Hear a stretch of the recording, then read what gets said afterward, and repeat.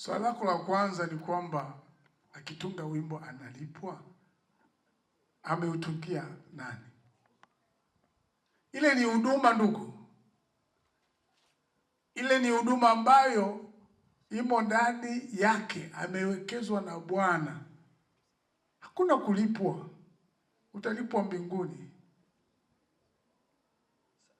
Tulisoma Wakolosai 4:17 kwamba mwambieni Arkipo aiangalie ile huduma aliyopewa na nani?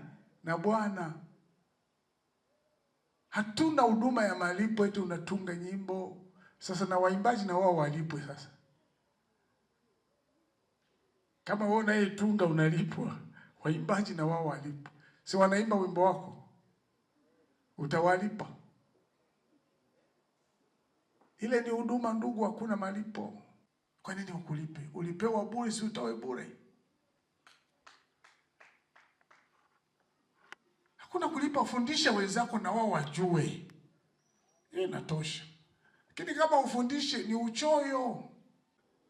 Mimi nawaambia waumini wangu, mbona mimi nilipa masomo yangu? Mimi nilikuwa nalipa muhula $600 kwa muhula mmoja. Kwa mwaka $1,800. Kanisa hata senti. Mbona nimerudi kanisani naongoza. Sina tatizo lolote. Furaha yangu ni kupata elimu kwa ajili ya watu hao. Basi. Ukitaka kulipwa ndugu, subiri kesho. Ukifa, Mungu atakulipa tu.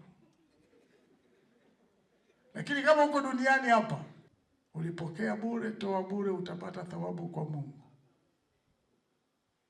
Na utapata thawabu kama ulifanyia vizuri hapa.